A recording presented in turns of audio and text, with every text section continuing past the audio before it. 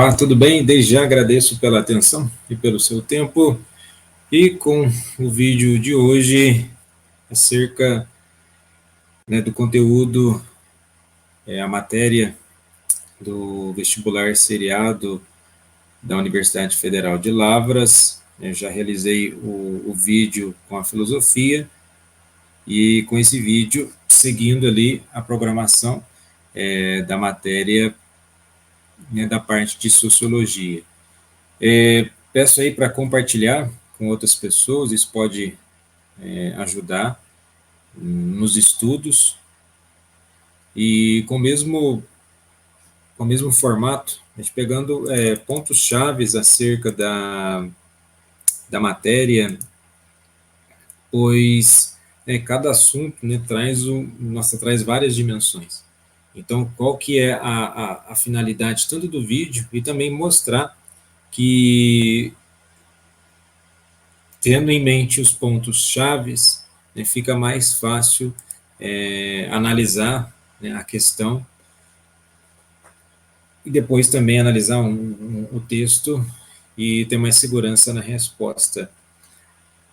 Vou deixar disponível na descrição desse vídeo um link com a apostila, de todos esses slides, que também pode estar ajudando no estudo. Então, peço aí para compartilhar com outras pessoas novamente, deixe aí comentários, deixe também o joinha, ative o sininho, que é uma forma de você estar sendo notificado de novos vídeos. E eu acredito que vai dar tempo, antes da prova, de fazer um vídeo unicamente de comentando as questões de provas passadas, apenas no intuito de mostrar como que o formato da prova, certo? Então vamos lá para a questão do conteúdo, a matéria. Seguindo passo a passo ali desde o início do surgimento da sociologia, assim como eu mostrei na filosofia, eu vou dessa sequência do vídeo aqui, mostrando exatamente essa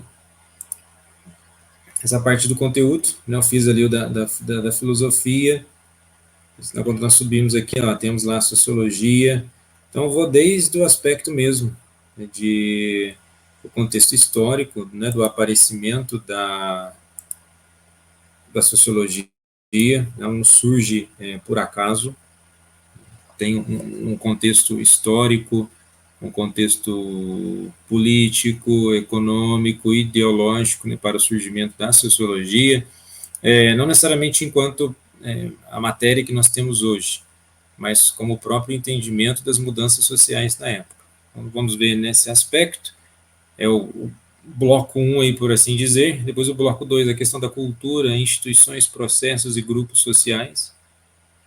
Essa é uma outra, o segundo bloco, e nesse sentido trazendo uma reflexão acerca desses conceitos dentro da perspectiva da ciência social. Bom, então, iniciando as origens do pensamento sociológico. Algumas pessoas vão fazer uma crítica de que a sociologia ela surge exatamente numa dimensão elitizada de olhar para o mundo. Vamos lá.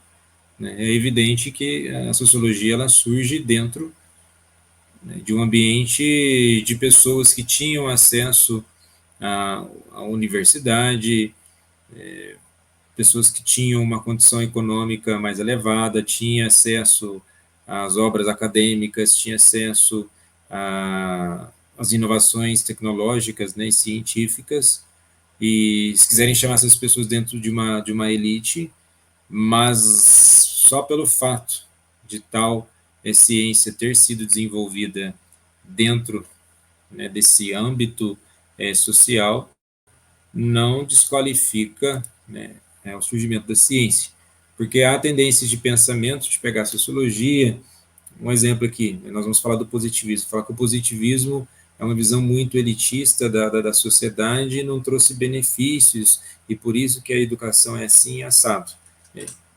Esse tipo de elaboração não faz muito sentido, ou o sentido que faz fragmenta muito, né, a dimensão do surgimento de uma teoria de análise do mundo. Então, vamos chamar aqui inicialmente a sociologia de uma teoria de análise do mundo. Conforme ela vai sendo desenvolvida, ela então vai sim se consolidar enquanto ciência. Então, o surgimento da sociologia, né, o termo sociologia, né, estudo da sociedade, né, società, e o que quer dizer essa società? É uma associação amistosa, né, de pessoas que, de certo modo, ali ocupam o mesmo espaço físico, né, territorial, e a partir dessa ocupação, elas se encontram no mesmo espaço temporal, até mesmo cultural, mas isso não quer dizer que elas vão ter a mesma forma de enxergar a própria sociedade ou que as manifestações culturais sejam as mesmas. Então, por isso surge a diversidade, né, a diversidade social, a diversidade de vivência. Então, é uma associação amistosa e por causa dessa diversidade, que pode depois se tornar uma adversidade. O que seria essa adversidade? Pode ser um contraponto, um momento de conflito entre as pessoas na sociedade, exatamente por acreditarem e pensarem no mundo de forma diferente. Mas vamos lá para os elementos históricos, né, do surgimento da sociologia. Então, quando nós pensamos, né, diretamente uma proposta histórica, a sociologia, em um propósito de pensamento iluminista, era iluminar a realidade, trazer a luz da razão. E tanto a Revolução Francesa, que está mais mais relacionado com as transformações políticas, assim como a Revolução Industrial, que está mais relacionada às transformações econômicas, né, os meios de produção, não só os meios, mas os modos de produção, né, muda totalmente a forma da Europa de se entender enquanto sociedade, a organização das cidades, por aí vai. Mudou, foi a própria maneira como se enxergava o poder, né, a Revolução Francesa, e dentro da perspectiva da Revolução Francesa, houve uma separação, né, cada vez mais incisiva, né, da religião. Tudo isso ocorre na Europa, né, no século XIX, antes do século XVIII, século XVII. Então temos esses períodos aí e todas as transformações ocorridas causadas por essas transformações.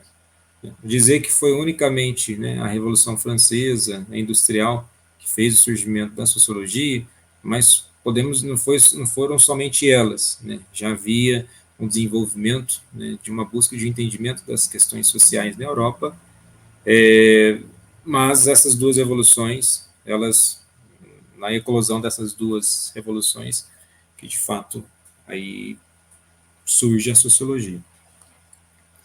Agora, dentro da Revolução Industrial, o que muda? Né? Se na Revolução Francesa muda a questão política estrutural, né, da sociedade, a Revolução Industrial ela, né, consolidou definitivamente o capitalismo como sistema econômico reinante. Né? Uma produção econômica deixava de ser manual, né, artesanal, passando a ser baseado no uso de máquinas. Então, nós temos aqui o êxodo rural, né, uma grande quantidade de pessoas saindo do campo e indo para as cidades em busca de trabalho. Muitas dessas pessoas não tinham a qualificação necessária. O que acaba acontecendo? Essas pessoas, uma vez na cidade, não tendo uma qualificação profissional necessária, acabavam ficando desempregadas e recorrendo a outras práticas para o meio de sobrevivência. Então, dessas variáveis, né, do êxodo urbano, surgem variáveis sociais que, pela primeira vez, né, essas cidades que não tinham visto ou manifestado isso, elas começam a ter problemáticas. E se começam a ter problemáticas, é preciso entender o que está acontecendo. A produção, voltando à questão industrial, a produção se tornou muito maior e mais rápida, e a própria organização social se modificou em função da indústria das cidades, e para lá se dirigiram a massa, em massa os trabalhadores. Então, tudo mudou. Então, suponhamos que um bairro na cidade de Birmingham, de Londres, de Manchester, que eram as grandes cidades com as grandes fábricas na época, recebiam um número volumoso de pessoas. Então, se era acostumado a ter naquele bairro, estou falando tudo casos de exemplo, estou fazendo aqui suposições, tá? No bairro, não sei se tinha esse número exato, mas vamos supor de um bairro de Manchester que tinha ali 200 pessoas naquele bairro. Ao passar, ao longo do tempo, começa a ter 1.000, 1.200, 2.000 pessoas em uma margem aí de tempo, muito pequena, não há um espaço rápido de organização e surgem as problemáticas. E se não tem espaço organizado, desorganizado as coisas estão. Estou falando da Revolução Industrial, para depois falar da Revolução Francesa.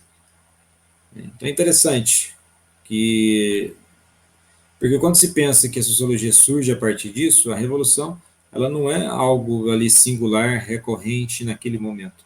Ela vem sendo, de certo modo, preparada ao longo da história para que depois, então, aquela revolução, aquele evento histórico, ele ocorra.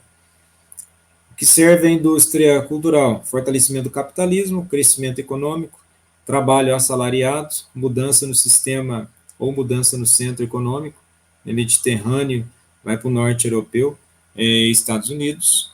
Consequências, surgimentos de teorias opostas ao capitalismo, então o desenvolvimento das ideias do liberalismo econômico.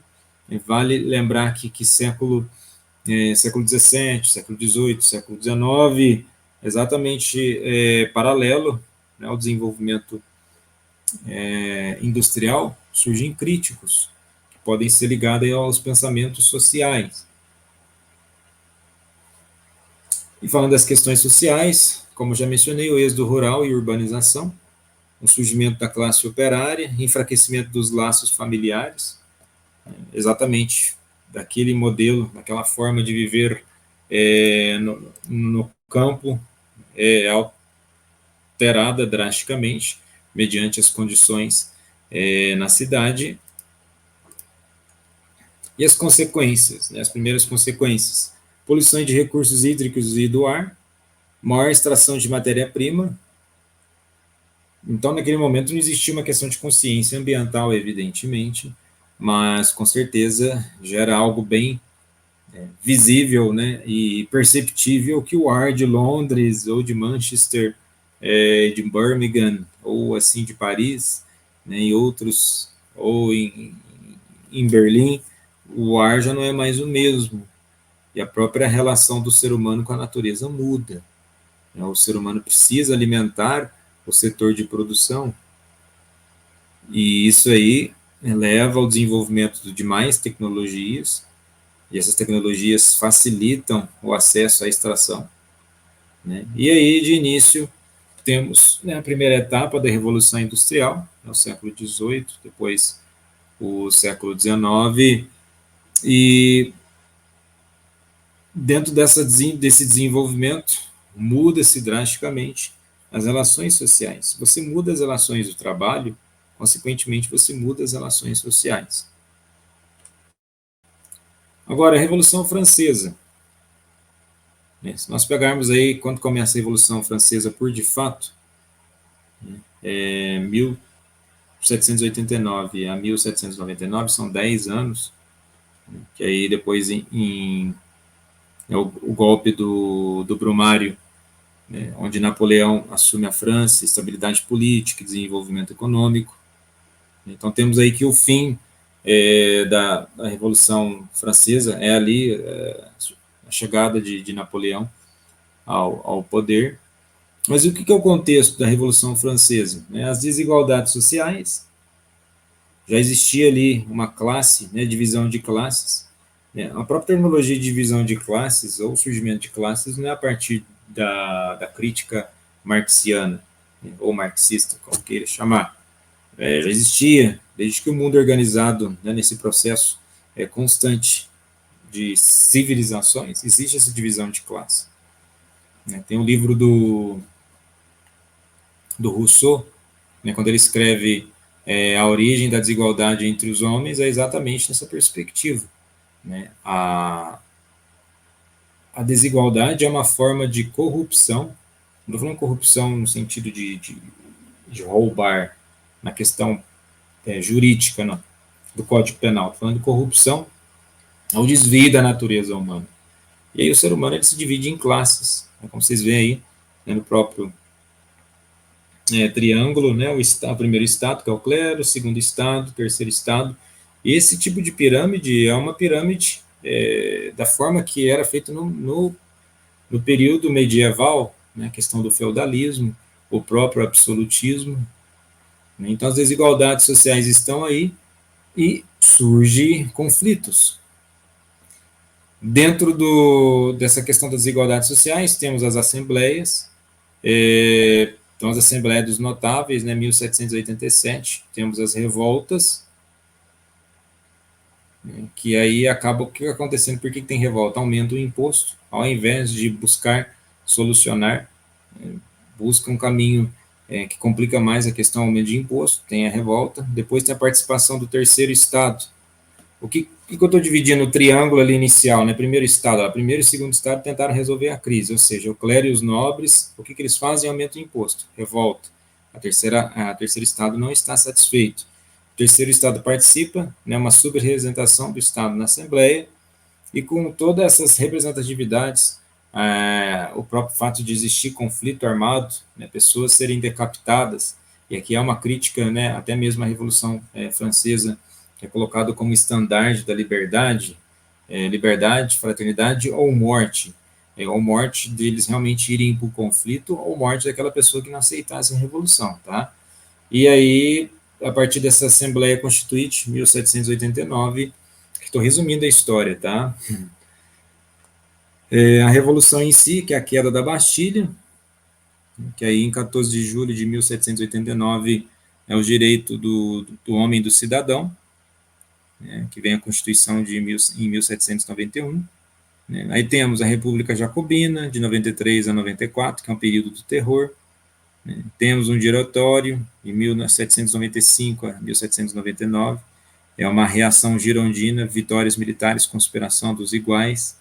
E aí a primeira expressão do socialismo. E tem os legados, liberdade, igualdade, fraternidade, ou morte, derrubou o antigo regime, que é um regime absolutista centralizador, de certo modo, então, o que traz a Revolução Francesa? A descentralização do poder. E a consolidação do regime burguês, uma vez que o poder não está mais concentrado na mão do clero ou dos nobres, surge a possibilidade dos trabalhadores e a burguesia, que seria o terceiro estado, estarem no centro das questões.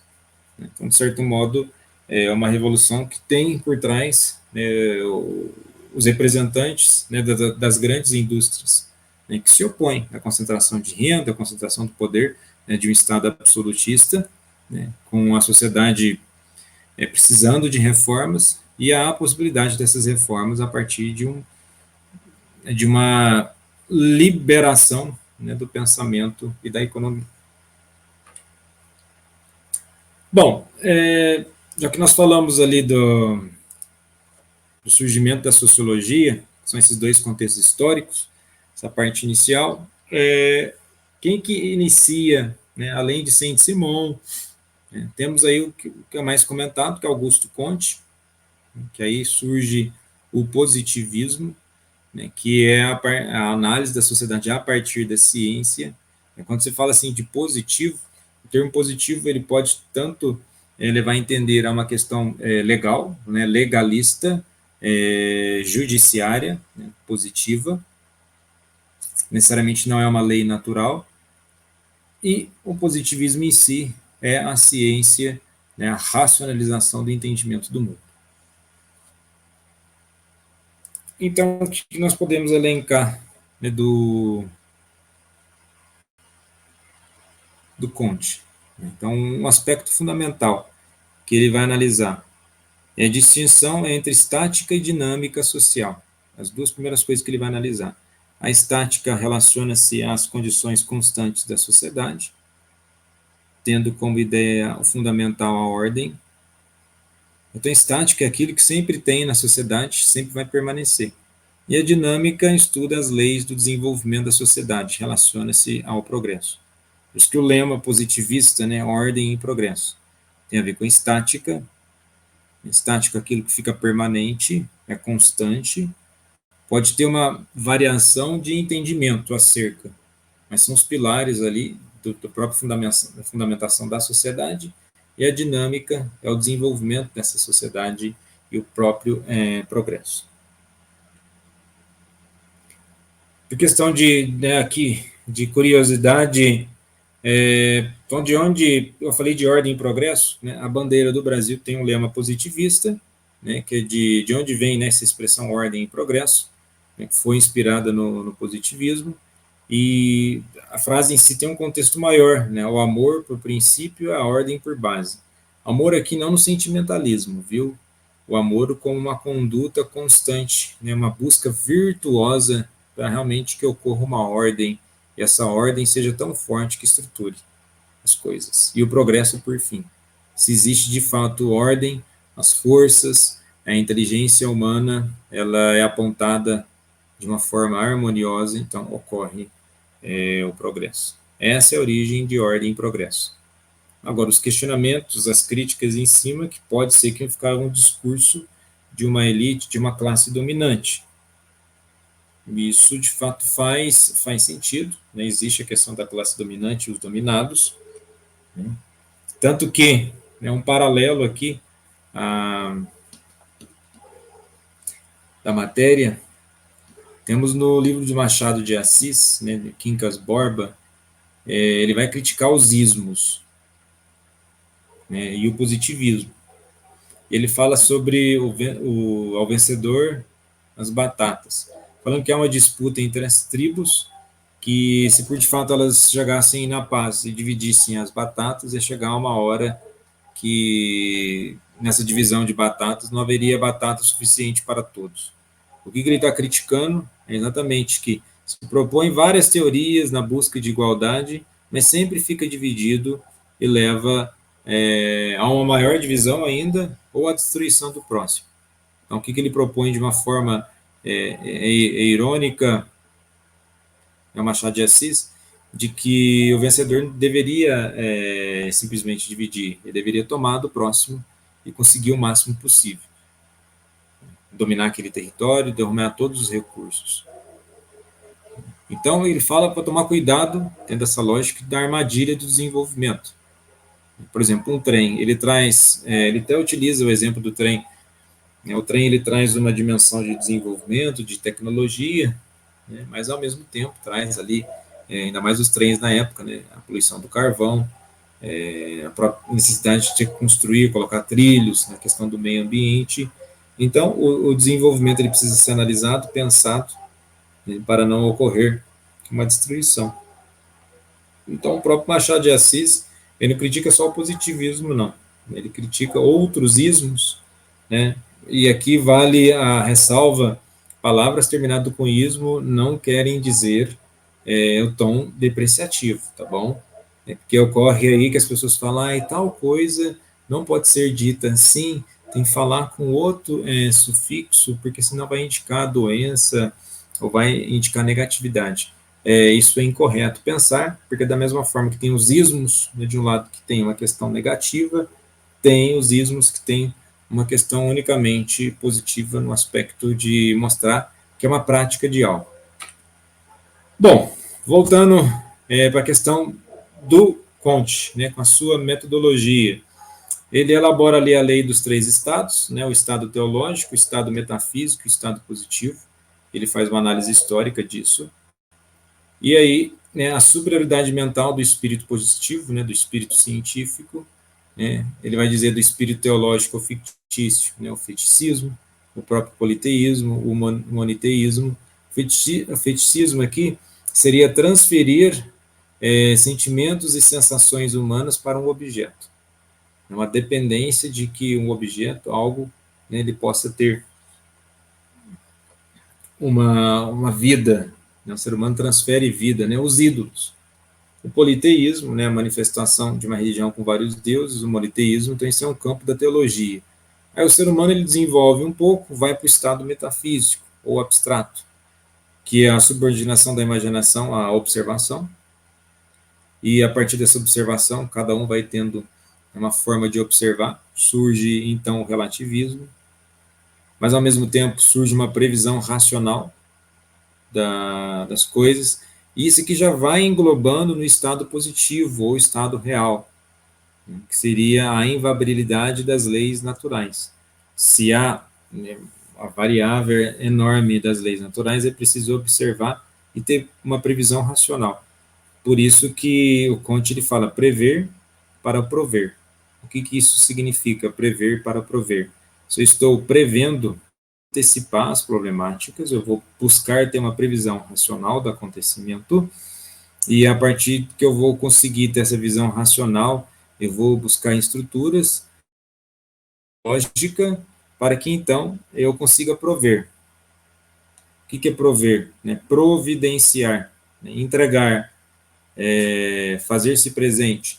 Então, prever ter um plano de ação, para que, de fato, quando haja ali a necessidade de agir, seja executado.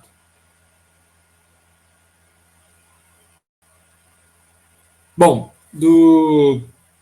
então, saindo do positivismo, nós vamos para o materialismo.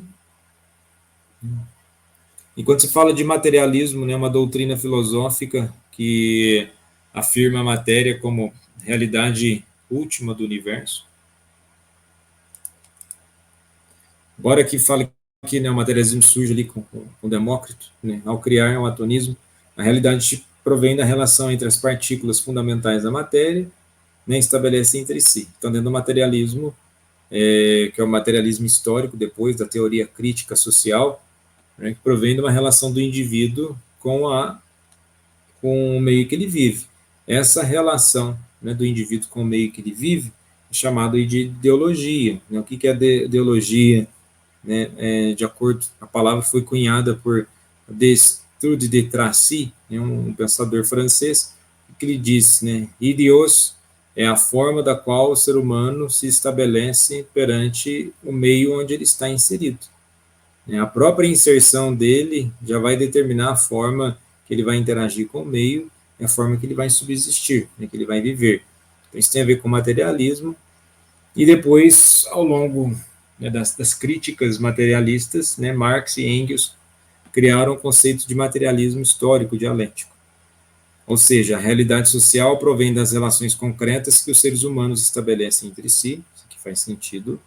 Então, a consciência, os sentidos e o espírito humano, estruturas políticas, religiosas, jurídicas, são moldadas, né, determinadas pelo meio das relações sociais estabelecidas.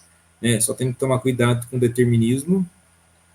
E no capitalismo, as relações materiais da vida estão voltadas à obtenção e acumulação crescente no lucro. Isso é uma crítica, pois existia uma crença de uma concentração máxima absurda de capital, mas não pode perder, né, de vista a perspectiva social.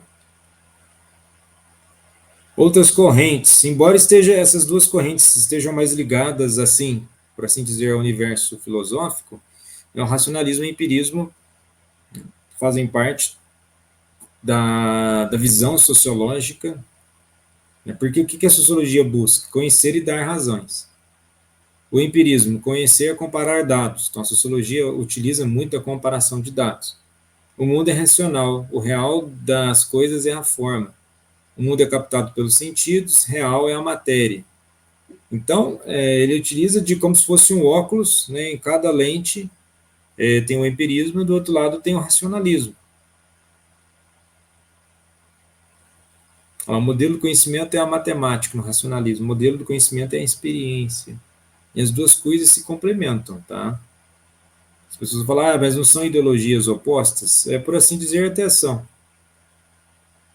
Mas conhecer é dar razão, conhecer, comparar todos. Como que você vai comparar todos? Mediante um processo racional. Agora, dentro dessa sequência, a natureza das explicações sociológicas. Aqui é a holística da sociologia. O que seria holística? Para entender a sociedade, examinando não apenas indivíduos isoladamente, mas também os sistemas, instituições e padrões sociais que influenciam o comportamento humano. Isso aqui é a marca essencial da sociologia. Então, essa questão holística é o todo. E nesse todo, buscar entender a formação do indivíduo, pois o indivíduo ele não se forma ou não se dá isoladamente. Depois, a contextualização social, ou seja, existe esse contexto social. Então, as explicações sociológicas enfatizam a importância do contexto social na formação e desenvolvimento dos fenômenos sociais, né, e das pessoas. Elas consideram fatores como cultura, estrutura social, economia política e valores sociais para explicar comportamentos e eventos. Depois, a teoria sociológicas diversas, existem várias teorias sociológicas, né, teorias como funcionalismo, conflito, interacionismo simbólico, estruturalismo, oferecerem perspectivas diferentes para entender e explicar os fenômenos sociais. Então, a todo momento há essa preocupação de explicar os fenômenos sociais. Viu que fenômenos sociais foi repetido aí nas três. Então, o fenômeno, né, ele só ocorre socialmente, não ocorre isolado, por mais que você queira isolar-se da sociedade, mas aí, né, a sociologia ela vem buscando entender o porquê que uma pessoa deixa de viver em sociedade, né, ou se ela persiste em viver em sociedade, né, por qual razão. ênfase nos processos sociais. As explicações sociológicas muitas vezes se concentram nos processos sociais, como socialização, estratificação social, mudança social, conflito, cooperação, entre outros. O uso de métodos empíricos, ou seja, a sociologia é de uma análise, né, cautelosa da realidade. Para tanto, é preciso o quê? Métodos empíricos, pesquisas, análises estatísticas, observações e entrevistas, para coletar dados e validar as teorias propostas. Não pode ser meramente uma especulação, pois já rompe com um dos princípios dos três estados. Compreensão da variedade e mudança social. As explicações sociológicas reconhecem a diversidade social e a mudança como elementos constantes na sociedade. Então, busca essa dimensão, foi o que eu falei lá no início, né? Compreender o diferente. E aí surge, né, a questão da sociologia na modernidade. Aí você fala, mas como assim? Então, a segunda metade do século XIX, né, ao século XX, temos essa modernidade. Europa Ocidental e, né, Estados Unidos, a expansão da Revolução Industrial, né, que é chamada de Segunda Revolução Industrial, né, os países que atualmente são considerados desenvolvidos. E já temos a consolidação do capitalismo, né, o liberalismo econômico, abertura dos mercados, crise do sistema escravista, e que vale lembrar, né, o próprio colonialismo está todo vapor nesse período. O êxodo rural, a intensa urbanização, o surgimento das primeiras metrópoles, né, Londres, Manchester, Paris, e aí é uma novidade, né, surge técnicas e ciências diferentes para isso. É um período de grande transformação social e espacial e graves problemas sociais, né, como fome, a violência, a prostituição, problemas de saúde que não ocorriam no campo, agora ocorrem na cidade. Né? Então, se o mundo, ainda mais, né, teve o período do início do século XX, existia, né, a Belle Époque, é uma crença absurda, né, de que o ser humano atingiu um nível de intelectualidade nunca antes atingido na história da humanidade. No entanto, isso não resolve para, de fato, acabar com as mazelas do mundo. Então, na sequência aí temos, tô falando dos pensadores, que vai ter bastante pensador aqui, o Karl Marx, né, aí ligado à questão do socialismo, e como eu já mencionei, o que é o materialismo histórico, né, dentro da perspectiva de Marx? Toda a história da humanidade é baseada por relações materiais, e o capitalismo move o mundo mediante essas relações materiais. Existem classes sociais, sempre existiram ao longo da história, constante disputa. Aí temos a questão de luta de classes, vezes proprietários, capitalismo da burguesia, socialismo, ditadura do proletariado e comunismo, ausência do Estado. Essa era a proposta, é governar para todos. Isso no campo político. Agora, se nós formos no campo da ideologia, o que é a crítica de Marx em relação ao sistema? A alienação, né, a perda da consciência por parte do trabalhador do processo produtivo. Que aí temos a ideologia burguesa, né, agradar, alienação, mas pois causa normalidade. E de tudo isso, não basta estar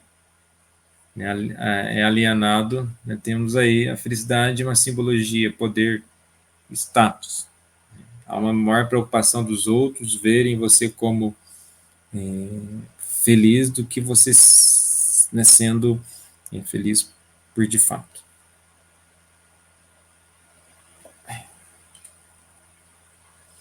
Bom, então nós vamos ver, né, nós vimos já o Marx. Lembrando, não vou fazer uma explicação de Marx pelo fato, entre os conceitos chaves, tá? O Durkheim vai ser a mesma coisa.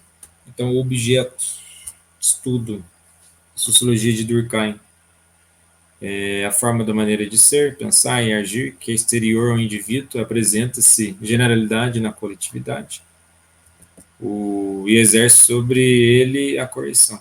Né? Seria a realidade dos indivíduos compostos de regras, leis e costumes. Então, dentro dessa divisão da questão do fato social, existe generalidade ou coletividade, tudo aquilo que é repetido em todos os indivíduos, que é comum a uma coletividade. Às vezes a gente acha que só a gente está fazendo determinada coisa, tem outras pessoas fazendo. Afinal de contas, participam do mesmo princípio de generalidade e coletividade. Exterioridade é exterior aos indivíduos, possui dependência das vontades isoladas, assim como regras, leis e normas sociais. Então, de certo modo, essa exterioridade pode se desenvolver, né, no ceticismo, né, ou não. E aí temos a coercitividade, coerção social, aparece como força que os fatos exercem sobre os indivíduos, apresentando-se sob formas de sanções, pressões sociais e punições legais ou morais.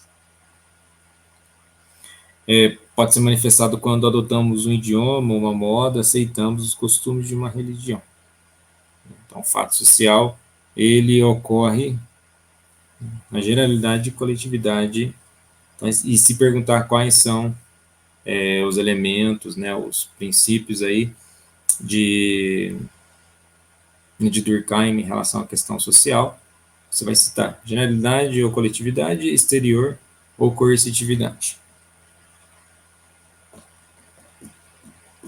E aí, né, o que o Durkheim vai continuar falando? É o que mantém a ordem social, coesão social e consciência coletiva. Essa é uma resposta pelo próprio Durkheim. Os valores estão, de modo ligado aos fatos, né? Então, fato social normal ocorreu. Fato social patológico é um desequilíbrio por conta da pessoa, não basta a pessoa estar no lugar, ela precisa de um acompanhamento. E anomia, que é a ausência de normas, de regras e de moral. Em um estado de anomia não é possível a integração social. Então, essa anomia, de certo modo, desencoraja, né, na busca da amizade. E aí a moral é o principal fato social, extremamente importante para a manutenção da coesão. né? O ser humano, se ele é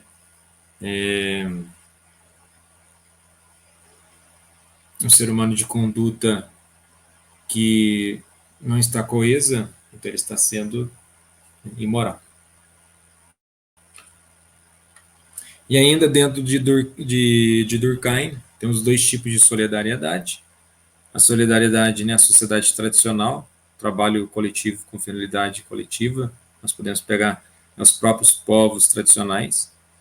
E depois a solidariedade orgânica, que são sociedades complexas, cada um tem o seu trabalho, mas dependemos um dos trabalhos dos outros. Então seria a solidariedade orgânica.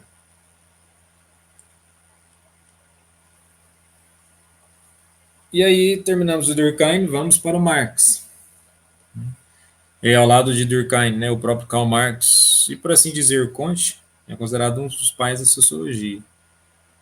Ele vai falar muito, ele traz o método compreensivo, é para você preciso compreender as ações, as suas finalidades, no sentido de ficar prevendo o futuro, não é isso, mas buscar entender nessa perspectiva. E uma ênfase, né, no papel da racionalidade, deixar isso bem racional, a objetividade do conhecimento, né, o conhecimento, né, a divisão do poder na comunidade, classes, estamentos e partidos. E, nesse aspecto, temos algo que eles preocupam muito, que é a ação social. É a única, é uma unidade de análise sociológica, mas é preciso tomar cuidado. É preciso tomar cuidado de não misturar quais são os tipos de ação, né, que o Weber falava. E quais são os tipos de ação social? Só para não misturar a ideia, tá? Afetiva, tradicional, racional com relação a valores e racional com relações afim.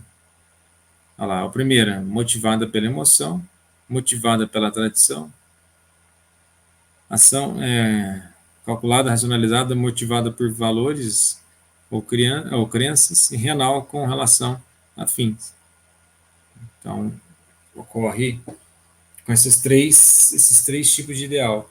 E a ação social entende que o indivíduo age e leva em conta ser compreendido por terceiros. E dessa forma ele estabelece relações sociais.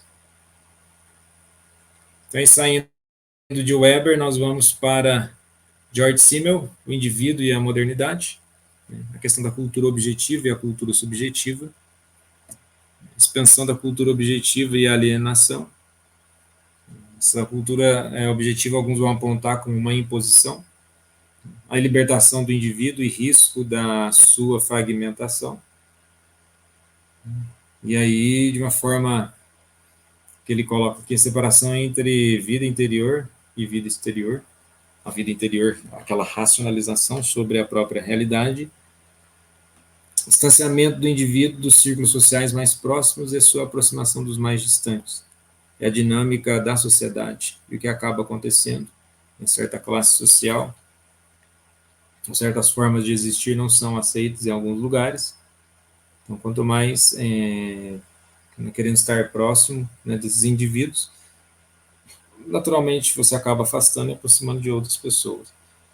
E aqui temos individuação, o próprio nome já disse, a valorização do indivíduo, a multiplicação,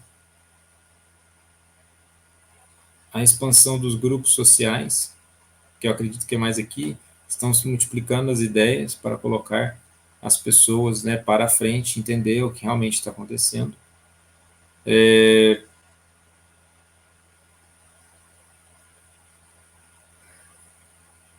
Temos a individuação, o cosmopolitismo e a ambivalência. Então, de modo geral, pense, o indivíduo é a modernidade. Então, tem esse risco, o risco da sua fragmentação.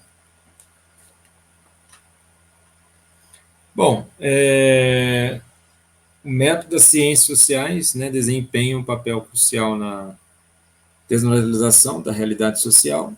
O que nós temos? Observação crítica, análise reflexiva e contextualização histórica. Isso aqui é altamente importante. Isso fica na apostila para a leitura aí de vocês. Mas lembrando que há um aspecto de grande preocupação em observar, analisar por de fato, e contextualizar a história. O que acaba acontecendo, né, na sociologia mais moderna, né, desconstrução de conceitos, abordagem interdisciplinares e desnaturalização de estruturas sociais. O que seria essa desnaturalização? Não trazendo eles para o verdadeiro espírito, né, da própria participação da aula. Então, a estrutura social, eu coloco as instituições e as relações financeiras, os métodos das ciências sociais ajudam a desnaturalizar essas estruturas. De tudo isso, o que nós temos que foi citado, né, no conteúdo de matéria, né, uma representação conceitual. O que seria a representação conceitual? Um sentido amplo é a inteligência que se apoia no sistema de conceitos ou esquemas mentais. E a representação simbólica, no sentido estrito, é a imagem mental, evocação simbólica das realidades ausentes. Pode ser que, porventura, né, quem está na simbólica seja conceitual. E aqui, a partir dessa parte, mas ficou repetitivo, né? A partir dessa parte, né? Redundância e estupidez. A partir desse slide, nós temos aí vários filósofos, escritores, até mesmo poetas, pensando nessa questão do que é estar, né, em uma situação na qual você tem uma identidade de diferença cultural. E para Stuart Hall, que a identidade não é fixa, ela muda de acordo com a circunstância. Essa é a perspectiva do Stuart Hall.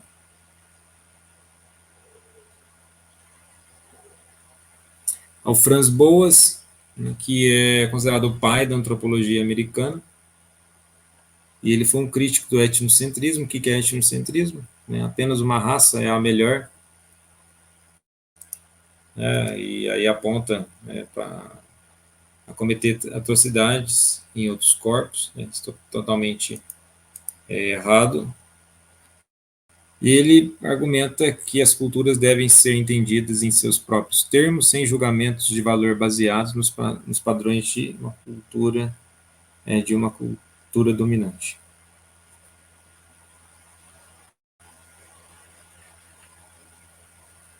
Bom, temos aí na continuidade um outro pensador. Vocês estão percebendo que tem toda uma tendência bem crítica, né, da realidade.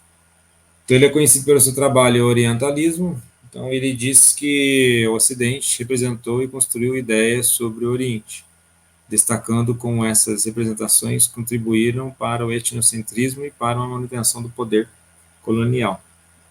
Então, temos aqui pessoas dizendo que, né, tudo que ocorreu é uma farsa. É preciso um destaque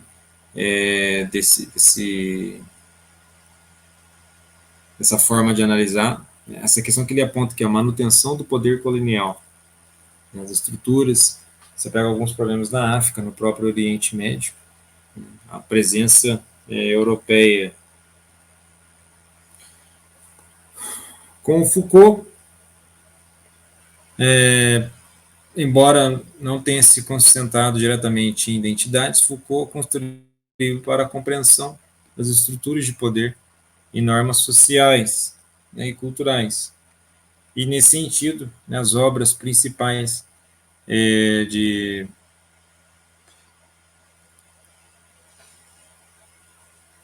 Rousseau, o que ele aponta? A arqueologia do saber. Saber gera o poder. Sim. História da loucura.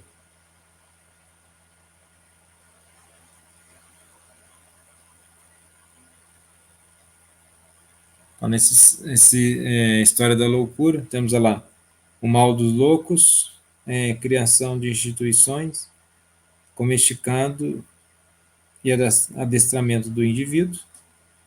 Então, essa lógica do indivíduo, temos a microfísica do poder, relações de poder em todas as relações humanas, normalidade e normatividade, e a história, né, da sexualidade. Tudo isso colocado dentro de uma aula, claro que evidente de uma forma bem sucinta né, que faça sentido.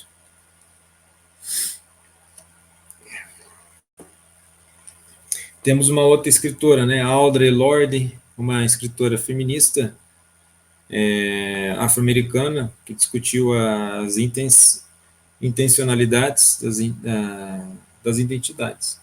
Então, assim como o Stuart Hall fala que não existe uma identidade, né, que vai existindo, né, apenas ali o corpo, mas ela diz mais, né, se é no corpo que pode residir a alma, então por que o corpo é judiado, muitas vezes.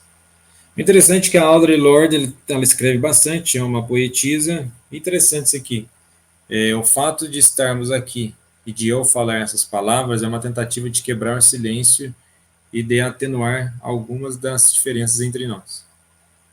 Pois não são elas que nos imobilizaram, mas sim o silêncio. E há muitos silêncios a serem quebrados. Eu preciso falar, eu preciso gesticular, não pode passar em branco. Uma outra frase de livro, né, da Audre Lorde, né, a irmã outsider, do que é que eu tinha medo. Eu temia que questionar ou me manifestar de acordo com as minhas crenças resultasse em dor ou morte.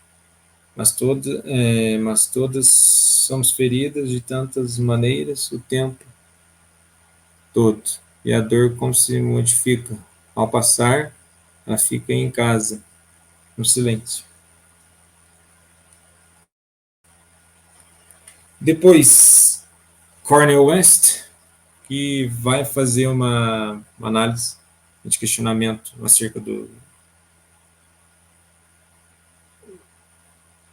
dessas questões de identidade, né, justiça social e diversidade novamente. Então, citei diversidade desde o começo, porque a sociologia vai exatamente nessa busca, né, do entendimento das diversidades.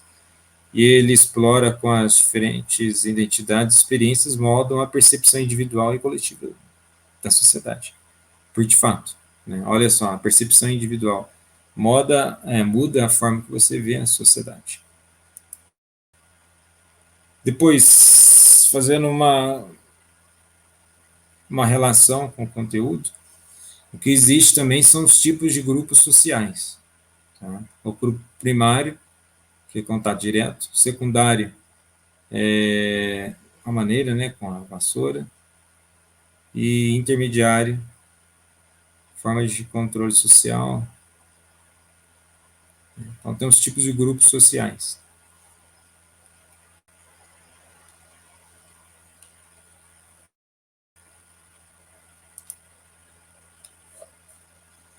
Então, nesse sentido, a lógica do Michael, né, e os demais alunos, ficar atentos. Em que sentido ficar atento com a norma? Né?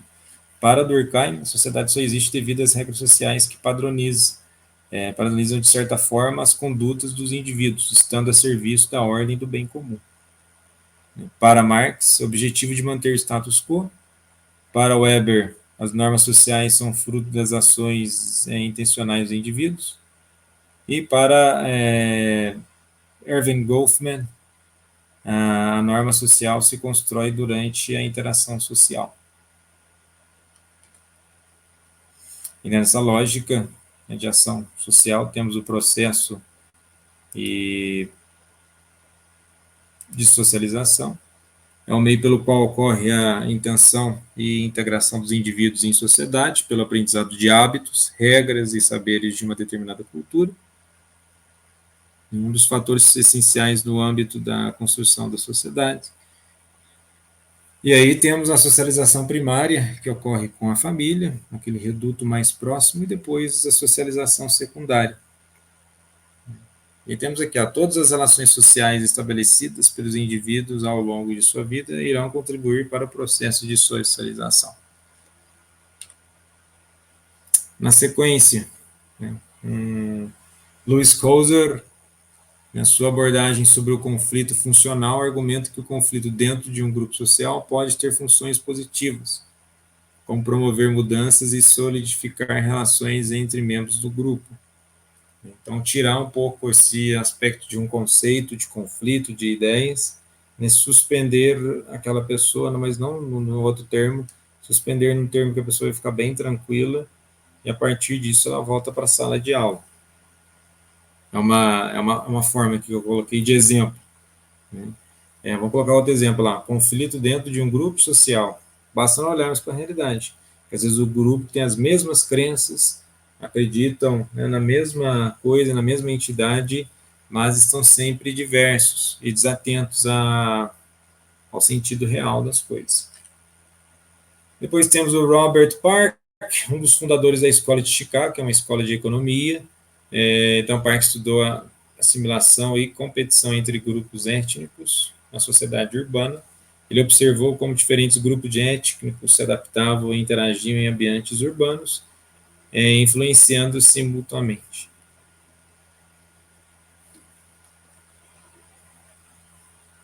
Ainda na sequência temos o Thomas Schelling, ele foi até ganhador do Nobel, né, de Economia. Então ele vai explorar, né, como pequenas preferências individuais podem levar à segregação espontânea em grupos, mesmo sem intenção explícita de segregação. Você acaba tomando uma atitude, você está caminhando, todo mundo caminha para um outro lado. Mas aqui que não diz a respeito à teoria dos modelos de segregação e interação. É preciso mais estar integrado para que não ocorra bullying. Mas falando da ciência novamente, ó, segregação e interação.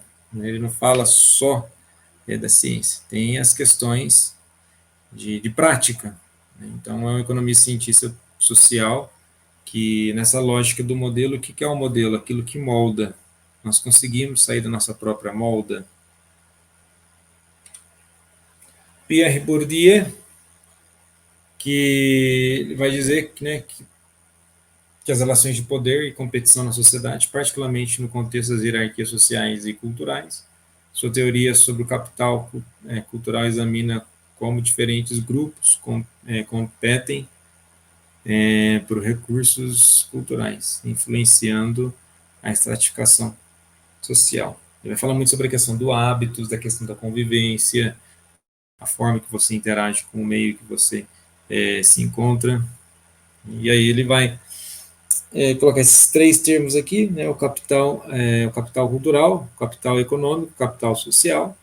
O que seria esse capital cultural? Uma criança, de certo modo, que tenha menos acesso físico a itens melhores, e você compara ele com uma pessoa que compra desses itens 10 vezes mais, é um capital cultural. Você fala, mas você está falando de dinheiro.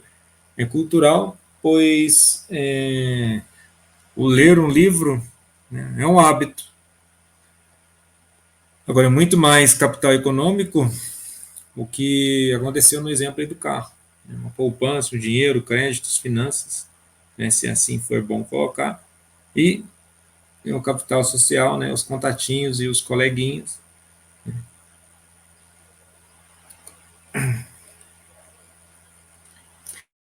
E aí nós estamos aí quase caminhando para o fim desse vídeo. As questões de castas, né, o que são essas castas, se nós pegarmos rapidamente na sociedade de castas da Índia, lá no topo Brahmanes e no finzinho de tudo Sudras, né, que são os operários. Então surge aí um próprio questionamento, né, acerca de castas. Você fala, isso só existe lá? Olha, muito pelo contrário. Né? O próprio Weber, ele já vai estratificar ao longo da história o Machado.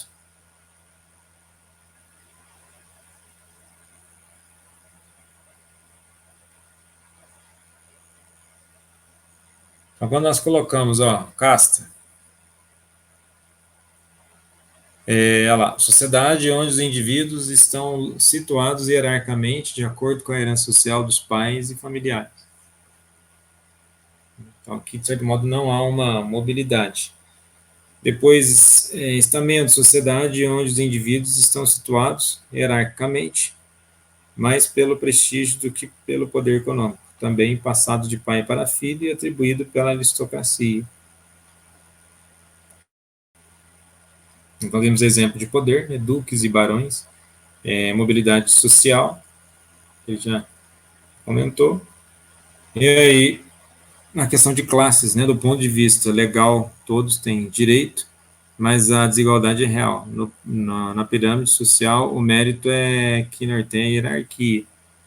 Problema um problema moderno, né, interno de um país, e maior possibilidade de mobilidade social. São sociedades altamente industrializadas.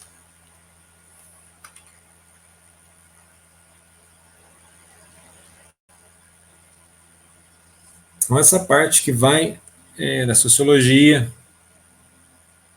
naquilo que diz respeito, né, a todo o conteúdo programático, certo? E dentro desse conteúdo programático, ver essas palavras-chave que eu coloquei ao longo do vídeo é interessante para anotação e para memorização. Tá bom? Muito obrigado aí novamente pela atenção.